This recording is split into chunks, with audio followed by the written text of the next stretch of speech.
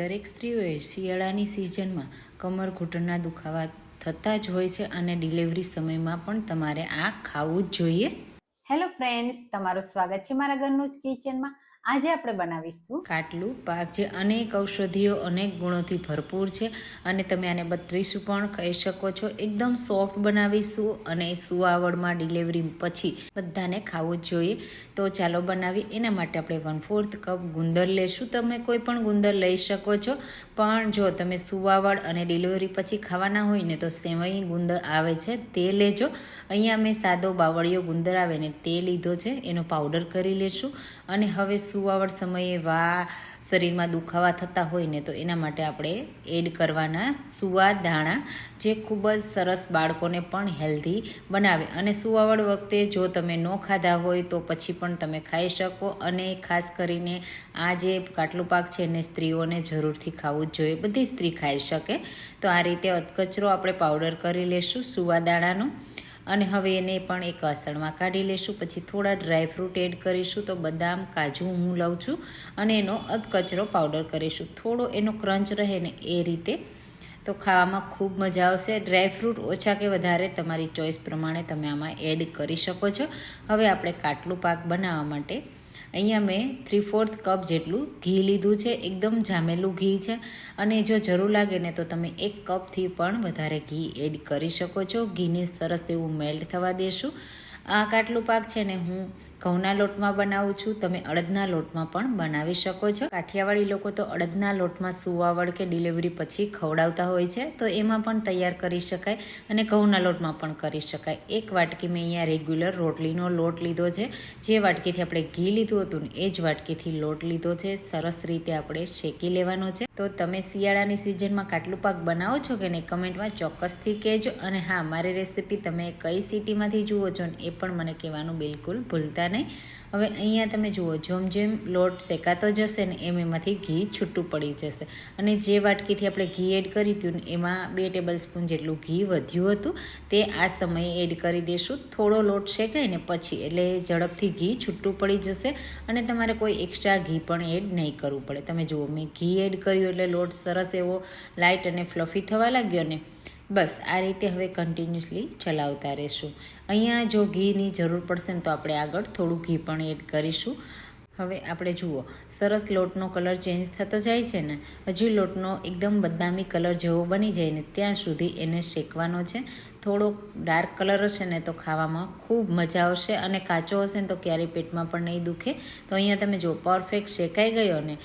હવે એકદમ સરસ રીતે ગુંદર પણ ફૂટી જાય ને એના માટે આપણે માત્ર 1 ચમચી ઘી એડ કરીશું, વધારે ઘી એડ નહીં કરીએ. આ રીતે ઘી સરસ રીતે મિક્સ કરી દેશું. અને હવે તરત જ આપણે એમાં એડ કરીશું ગુંદરનો પાવડર.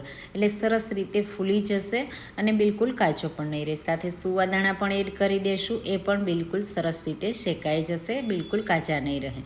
હવે આ રીતે મિક્સ કરી દઈશું. તમે જોશો કે ગુંદર છે ને એ ફૂટવાનો અવાજ આવશે, તળાવવાનો અવાજ આવશે અને આ રીતનું મિક્સર છે ને એ ડ્રાય થવા લાગશે, કારણ કે ગુંદર છે ને ઘીને એબ્ઝોર્બ કરી લેશે અને સરસ એવો ફૂલી જશે. તો બસ આ રીતે કન્ટિન્યુઅસલી આપણે ચલાવતા જ રહેવાનું, એટલે લોટ પણ બળી ના જાય અને આ રીતે બધા દાણા સરસ રીતે ફૂલી જાય. ગુંદર સરસ રીતે ફૂલી ગયો છે. તો હવે આપણે બાકીના બીજા મસાલા એડ કરી. એના માટે સૌથી પહેલાં અડધો કપ ખમણેલું નાળિયેર અને ડ્રાયફ્રૂટનો પાવડર એડ કરી દઈશું. જો જે માતા હોય અને એમના બાળક જે ફીડિંગ કરતા હોય તો તમારે અહીંયા નાળિયેરનો પાવડર થોડો ક્વોન્ટિટી વધારે પણ એડ કરી શકો છો. અને અડધા ટીસ્પૂનથી 1 ટીસ્પૂન ખસખસ એડ કરવાના. જો કોન્સ્ટિપેશનનો પ્રોબ્લેમ હોય ને તો ખસખસને સ્કીપ પણ કરી શકો છો. જેમને કબજિયાત થતું હોય ને એમને નહીં ખાવાના. આ રીતે બધું મિક્સ કરી દઈશું. અને હવે આપણે એમાં એડ કરીશું કાટલું પાક, જેમને 32 પણ કહેવામાં આવે છે. તો 2 ચમચી એડ કરીશું. માર્કેટમાં તમને કરિયાણાવાળાની દુકાને મળી જાય છે. અને ન મળે ને તો પણ તમે એમાં સૂંઠનો પાવડર, પીપળી મૂળ પાવડર, એ બધા પાવડર એડ કરીને પણ બનાવશો ને તો પણ પરફેક્ટ બનશે. હવે 1 કપ ગોળ એડ કરી દઈશું. જે વાટકીથી લોટ લીધો છે એ જ વાટકીથી ભરીને ગોળ એડ કરવાનો છે. સરસ રીતે ગોળને મિક્સ કરી દઈશું. અહીંયા ગેસની ફ્લેમ એકદમ મેં લો રાખી છે. જો ગોળ એડ કરતી વખતે તમને એવું લાગે કે આ મીઠાઈ હાર્ડ થઈ જશે તો એની પહેલાં જ તમે ગેસની ફ્લેમ બંધ કરી શકો છો. જેમ જેમ ગોળ મેલ્ટ થતો જશે ને એમ ઘી છૂટું પડી જશે, મિક્સર છે ને એ સરસ રીતે બાઇન્ડિંગ આવી જશે. તો તમને એવું નહીં લાગે કે ખાતી વખતે છૂટું પડી ગયું. અહીંયા તમે જુઓ, જેમ જેમ મિક્સ કર્યું એમ સરસ રીતે ઢેફા જેવું તૈયાર થઈ ગયું ને. હજુ આપણે ગોળ પ્રોપર મેલ્ટ નથી થયો એટલે કન્ટિન્યુઅસલી ચલાવતા જ રહીશું. અને ગેસની ફ્લેમ એકદમ લો રાખવાની છે અથવા તો બંધ કરી દેવાની છે. આ રીતે સરસ ગોળ મેલ્ટ થઈ જાય, ઘી છૂટું પડી જાય ને એટલે ગ્રીસ કરેલી થાળી કે ટ્રે તમે જેમાં સેટ કરવાના હોય ને એ રીતે નાના કે મોટા પીસ જેવા પડો હોય ને એ રીતે તમારે સેટ કરી દેવાનું. અને ગરમ ગરમ હોય ને ત્યારે જ એને તરત જ પ્રેસ કરી દેવાનું એટલે પરફેક્ટ સેટ થઈ જશે. આ રીતે ચમચાના પાછળના ભાગથી પ્રેસ કરશો ને એક સરખું લેવલ આવી જશે અને ઉપરથી આ રીતે ચમચાને સરસ પ્રેસ કરતો જવાનું અને આ રીતે સ્મૂથ કરી દેવાનું. હવે આ કાટલું પાક આપણે ગાર્નિશ કરીશું ખમણેલા નાળિયેરથી. તો જે સરસ રીતે આ રીતે નાળિયેરને ખમણી લેવાનું. અહીંયા જે નાળિયેરનું મોટું ખમણ આવે ને તે પણ તમે એડ કરી શકો છો. આ રીતે બધું જ સરસ રીતે કવર કરી લીધું. હવે થોડું હલકું પ્રેસ પણ કરી દેશું અને માત્ર 10 જ મિનિટ આપણે એને ઠંડુ થવા દેશું. 10 મિનિટ પછી તમે જુઓ સેટ થઈ ગયું છે તો આપણે એમાં કટ લગાવી દઈએ. અહીંયા મારી પ્લેટ નાની છે ને એટલે હું અહીંયા નાના નાના પીસ કરું છું. તમે મોટા પીસ કરવાના હોય ને તો એ પ્રમાણે પણ કરી શકો છો. હવે હું તમને પ્લેટમાં જ એકદમ પરફેક્ટ ડિમોલ્ડ કરવાની રીત બતાવીશ. આ રીતે એક આરે નાના પીસ હોય ને તો લઈ લેવાના એટલે પરફેક્ટ સેટ થઈ જાય કે નહીં તમને ખબર પડી જશે.